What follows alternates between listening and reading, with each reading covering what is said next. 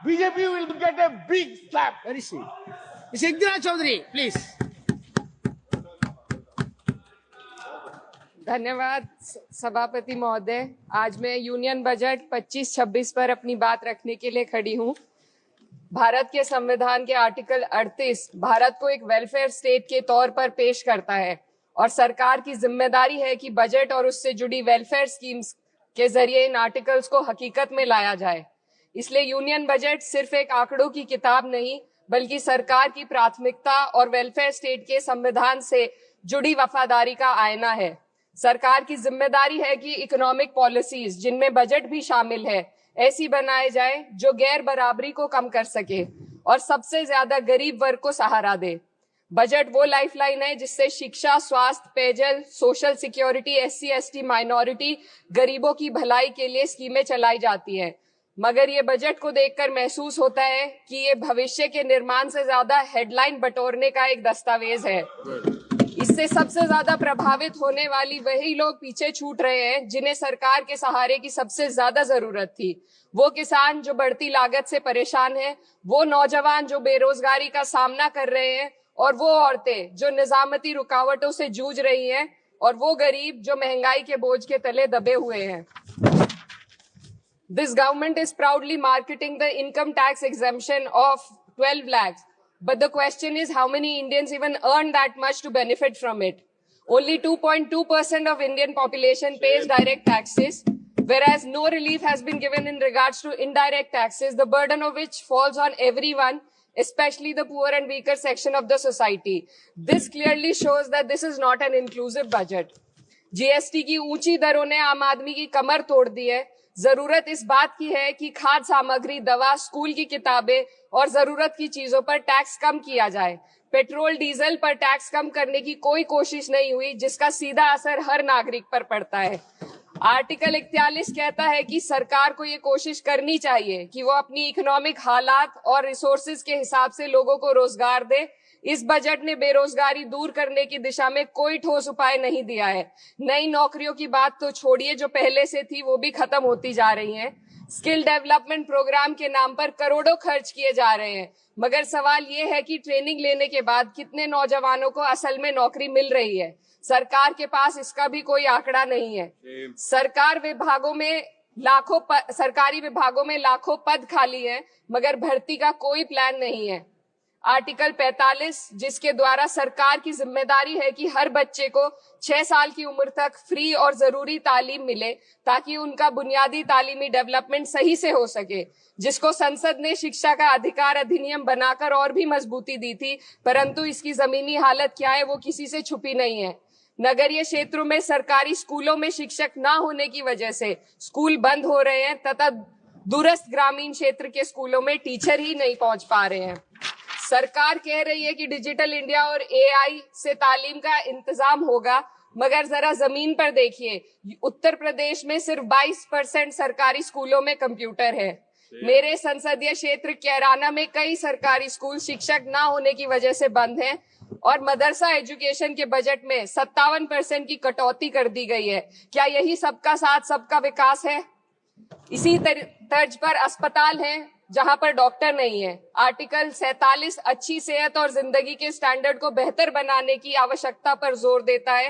राज्य की जिम्मेदारी है कि लोगों की सेहत और उनके वेलबींग को बेहतर करने के लिए जरूरी कदम उठाए, लेकिन हकीकत यह है कि इस बजट का सिर्फ 2% ही आम जनता तक पहुंच पाता है।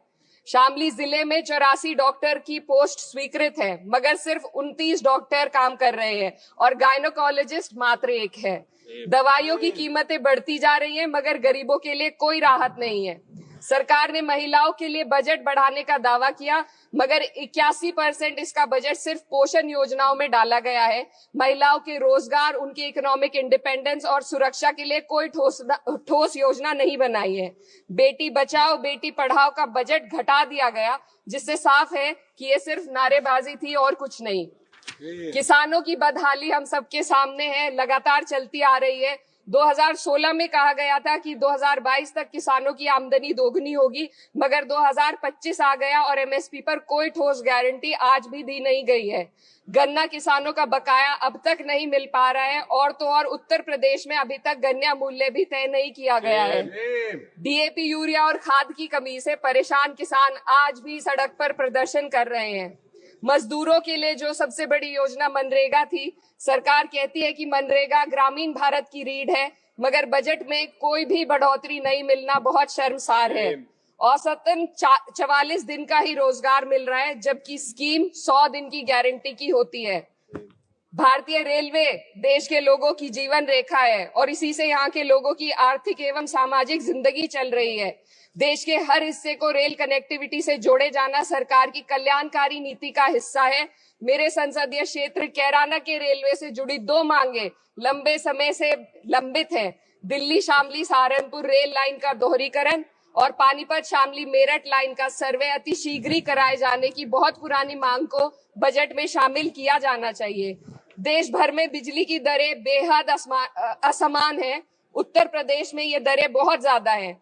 देश भर में एक समान बिजली दरें लागू करने का प्रावधान किया जाए। रिवैम्प योजना में हर घर तक बिजली पहुंचाने के लिए एलटी लाइन बनाने का प्रावधान भी जोड़ा जाए। कृषि उपकरणों व खाद डीएपी को जीएसटी से मुक्त किया जाए।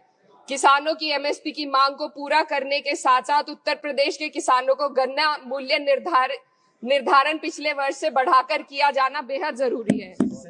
जनपद शामली व मुजफ्फरनगर को एनसीआर में तो शामिल किया गया है, परंतु वहां पर कोई विकास नहीं हुआ तथा उसको कोई भी लाभ नहीं मिला है। वहां के लोग सिर्फ प्रदूषण के बाध्यकारी नियमों से परेशान हैं, इसलिए दोनों जनपदों को एनसीआर की सीमा से बाहर किया जाना चाहिए।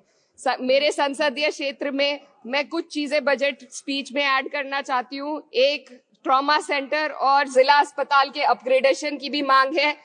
जनपद शामली और सहारनपुर में एक महिला डिग्री कॉलेज खोला जाए। कैराना में सर जस्ट कंक्लूडिंग, यमुना नदी के घाट पर सौंदर्य कार्य का भी कार्य जोड़ा जाए।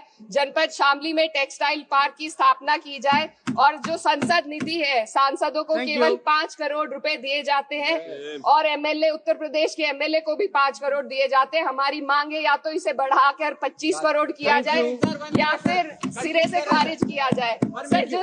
Sir, just one minute.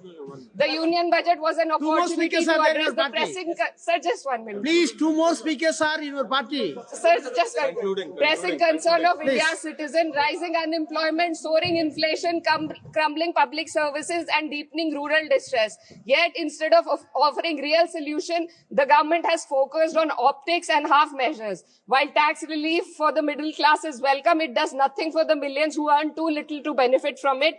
Education remains underfunded, rural employment stagnates, and farmers continue to struggle without meaningful support. The delays in conducting the census and caste census further exposes the government's disregard for data-driven policy making and social justice. India needs a budget that prioritizes its people, not just its economic headlines. A budget that invests in human capital, strengthens social security, and ensures dignity and stability for all. But what we have instead is another missed opportunity, one that fails the poor, the youth, the farmers and the women of this country. Budget प्रस्ताव पर अपने विरोध को मैं 2 पंक्तियों में आपके सामने रखना चाहूंगी।